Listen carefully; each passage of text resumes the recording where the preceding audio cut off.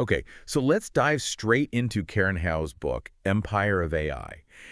It kicks off with this really vivid scene, right? Sam Altman at that Formula One race in Vegas. Yeah, it's quite the image. Celebrities everywhere, the whole glitzy F1 thing, and meanwhile, he's apparently right in the thick of the ChatGPT fallout and, the boardroom drama that was brewing. Sets the stage perfectly for the pressure cooker environment the book describes. Absolutely, and it dives right into that power struggle. The book lays out how the board seemed, well, pretty resistant to Altman's direction, Mm-hmm. but then you've got Microsoft, the investors, they were clearly backing him. Right, and the threat of the employees walking out and Microsoft potentially pulling the plug on the infrastructure, that's huge leverage. Exactly. The stakes were incredibly high. It makes you wonder, what was the core of the board's resistance? Was it just about the direction, the speed, or something deeper? The book hints at a few things. Definitely a clash in philosophy, maybe. Yeah. Like, how fast should they really be going with this stuff? Were they thinking enough about the consequences? That seems likely. Plus, that original nonprofit structure, it must have created some inherent friction once the big money, the for-profit side, really started ramping up. Yeah, the mission versus the market, and then boom. The book describes the board actually pushing him out. Emmett Shear comes in as interim CEO. Must have been chaos internally. Oh, total shockwaves, you have to assume. But what's really fascinating, and the book emphasizes this, is how fast the employees reacted. That letter, right. OpenAI is nothing without its people. Exactly. Such a strong, unified message. It really shows the kind of loyalty or maybe belief in his vision Altman had cultivated, or perhaps just a total rejection of the board's move. It says a lot about leadership in these, hyper-growth tech companies. That founder figure often holds so much sway. Definitely. And his return wasn't just business as usual. The book explains how it really reshaped the whole structure. The OpenAI LP, that for-profit arm inside the nonprofit. That seems to have been the key compromise, right? To lock in that huge Microsoft investment, the first billion, a big step away from the initial, more idealistic setup. Was that inevitable, though, given the sheer cost of chasing AGI? The book leans that way. It suggests the need for that kind of massive compute power and, frankly, the money to attract top talent almost forced their hand. The author mentions her own observations back in August 2019, right after that big Microsoft deal. She saw a shift then. Away from the original ideals. Yeah. More towards competition, more secrecy around the research, and this laser focus on getting to AGI first. Almost an obsession. It does make you question if that early idealism can ever really survive that kind of pressure, that race. Which leads right into that central metaphor the book uses, AI companies as empires. Right, the empire of AI. What does that analogy really get at? It's not just about being big. The book draws these parallels to historical empires, the drive for power, extracting resources. But instead of gold or land, it's data, talent, compute power. Exactly. And using competition as the justification for, expansion and maybe some questionable tactics, it pushes you to think beyond the tech itself, to the motivations. And the book uses strong language, like violence or brutality. But in this context, what does that refer to? It sounds jarring. It is strong language, and it seems deliberate. It points to things like using artists' and writers' work for training without perhaps fair compensation or clear consent. Okay. And the use of our individual data scraped from the web. Plus, the book really digs into the labor behind it, all the data annotation work. Often tough, low-paid work. Like human cost. Yeah, the human cost, the potential for economic disruption, job losses down the line. It asks, who's really benefiting from all this? Because the valuations are just mind-boggling. OpenAI, Anthropic, billions, and Microsoft's stock surge after ChatGPT. It's like a digital gold rush. Totally. The book highlights those huge numbers, but it also throws in some caution. It mentions a Goldman Sachs report asking, okay, where are the actual economic returns from generative AI so far? So hype versus reality. A bit of that, maybe. The potential is obviously seen as massive, but the immediate, broad economic impact might still be lagging. And that Upwork survey the book mentions is interesting, too. People potentially working more because of these tools, not less. Yeah, that's counterintuitive, isn't it? The promise is efficiency, but maybe it means more reviewing, editing AI output, or just higher expectations from employers. The book brings up that Bloomberg piece, the uncomfortable prospect. Right, that maybe this revolution ends up concentrating wealth and power in the hands of a few rather than lifting everyone. A classic empire pattern, perhaps. Let's rewind a bit. The book talks about the very beginnings, Elon Musk's early worries. Yeah, going back to around 2013, Google buying DeepMind. The book highlights Musk's concern then, warning about an AGI optimized purely for profit, doing, well, ruthless things. That fear seems to have been a big spark for OpenAI's creation, according to the book, a counterweight. It seems so. And that 2015 email exchange between Altman and Musk. The Manhattan Project for AI idea, but nonprofit. Exactly. Structured as a nonprofit, focused on safety, broad benefit. The book uses that to show the initial intent, quite a contrast to where things ended up. The book also gives a bit of Altman's backstory. Not a straight path to AI leader. No, dabbled in writing, investment banking, then programming, looped, and then Y Combinator, that seems key. The connections he made there. Reddit, Twitch founders. Super valuable network.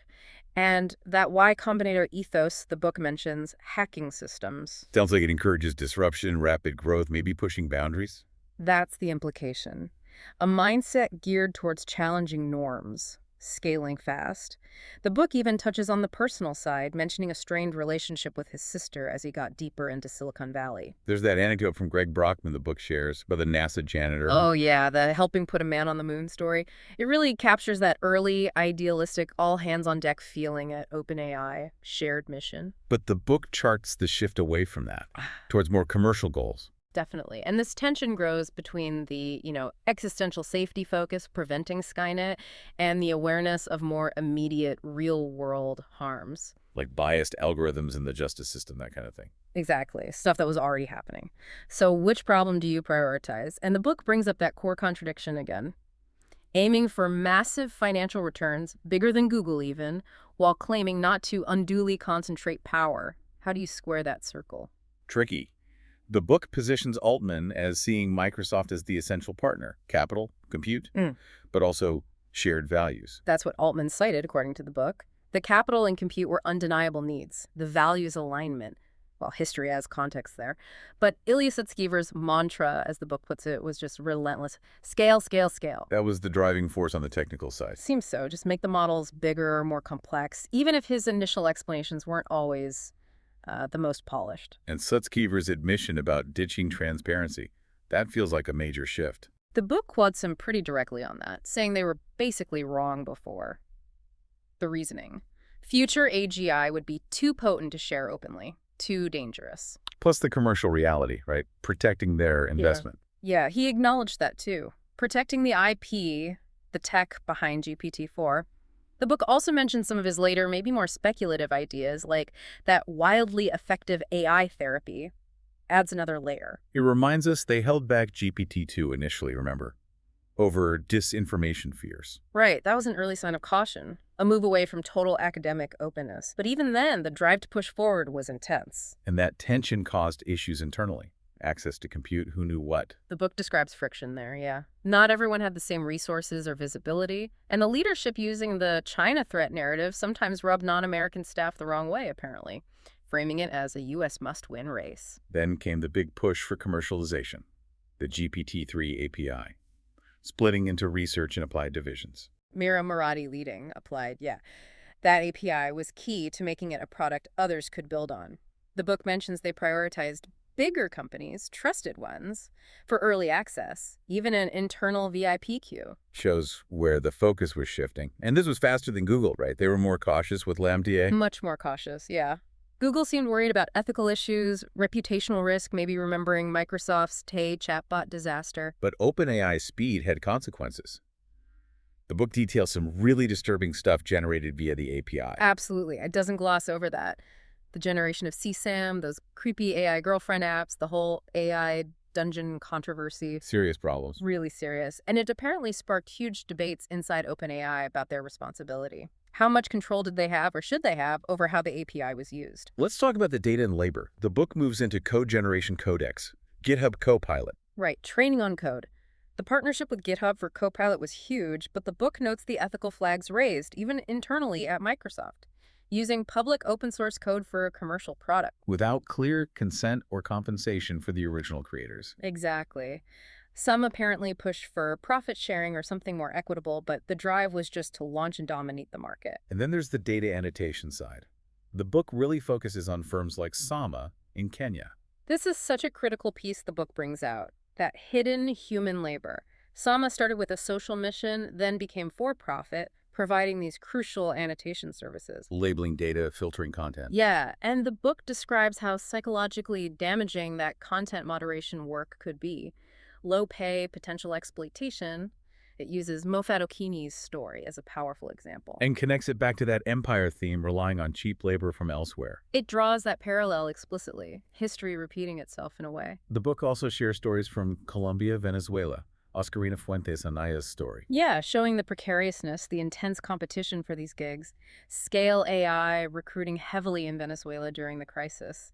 It paints a pretty grim picture of the conditions for many workers in this global data supply chain. And this all feeds into techniques like RLHF reinforcement learning from human feedback. Right. The book explains how RLHF, used for Instruct GPT, made the models much better products, more aligned with what users wanted, less prone to generating nonsense or harmful stuff, ideally. But it relies on humans providing examples, ranking outputs. Exactly.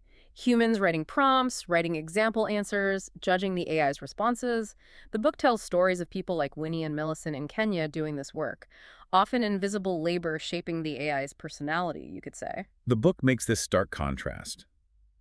The tech industry's grand AI visions versus, say, the visible problems right outside their doors in San Francisco, homelessness, housing crisis. It really juxtaposes those two realities. Altman himself, the book notes, observed how San Francisco lacked the community feel he knew from the Midwest, a disconnect. And it introduces effective altruism here, too. Yeah, the EA movement, focused on doing the most good, often prioritizing global health, animal welfare, but also long-term existential risks, including rogue AI. Which influenced organizations like Open Philanthropy and people like SBF. Right, it became a significant philosophical underpinning for some in the tech world thinking about AI safety. But inside OpenAI, the book describes this growing conflict. Safety teams versus applied teams. A real internal tug-of-war. Safety urging caution, risk mitigation. Applied focused on shipping product, staying ahead of competitors. They were even measuring success differently. Fundamentally different priorities, setting them up for clashes. Seems inevitable looking back. And underpinning it all was that constant hunger for more data, more compute. The book talks about them scraping GitHub, coding textbooks, anything they could get. Just an insatiable appetite to feed bigger and bigger models. Greg Brockman is highlighted as being central to that data gathering effort, a massive undertaking. Brockman's role shifted over time, though. The book says he ended up reporting to Mir Murati. Yeah, his responsibilities changed.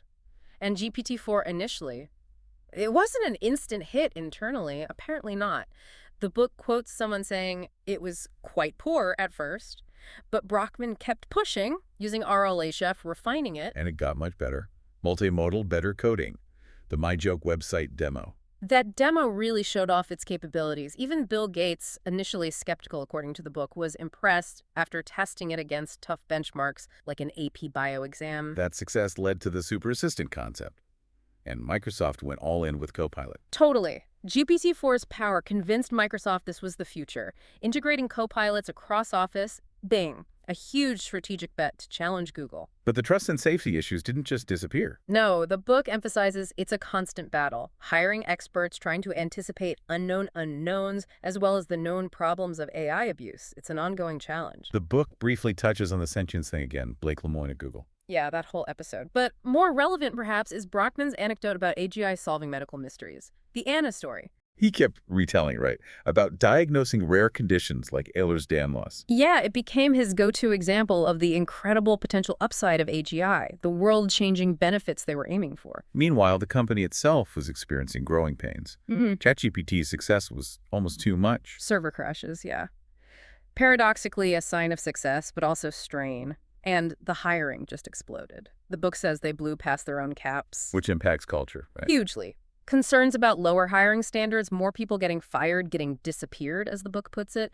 Internal complaints filed anonymously about losing sight of the mission. Classic hyper-growth issues. Then comes the vision for even more scale.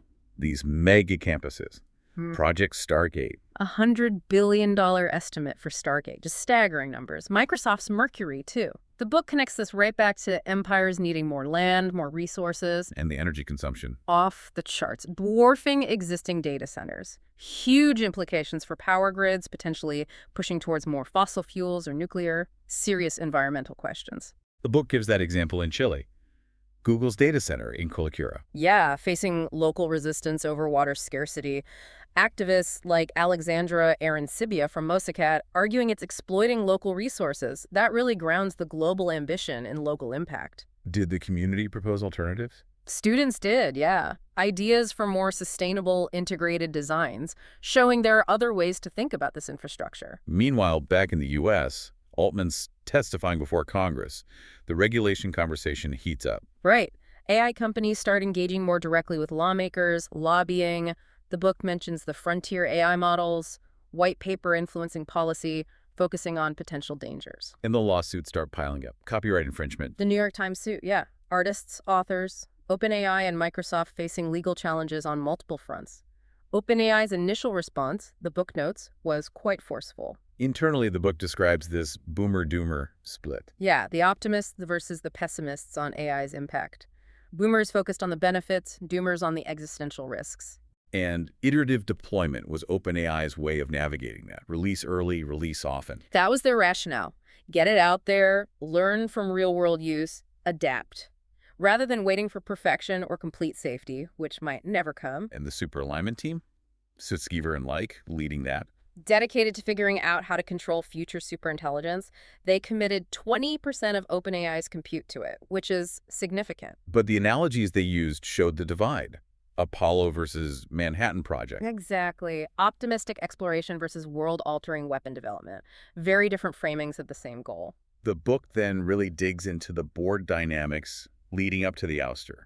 Altman's connections, the board members. Mentions his praise for Adam D'Angelo of Quora, who later joined the board, and Helen Toner, Tasha McCauley, board members with AI safety backgrounds. There was controversy around removing some independent members earlier, too. Yeah, that raised eyebrows. And the book addresses the allegations made by Altman's sister, Annie, and the company's response. Paints a complex picture of his leadership style. Mira Murati comes across as a key figure navigating internal conflicts. A skilled operator, a problem solver, yeah. The book mentions her cautioning Helen Toner not to rely solely on Altman for information, a sign of growing mistrust. And Sutskver's concerns about Altman were central to the board's decision. According to the book, yes. Toner spoke with Sutskver, who apparently became convinced Altman shouldn't be the one in charge when AGI arrived. He felt Altman was manipulative, dishonest, lost trust. So the board planned to replace him with Murati as interim. That was the plan.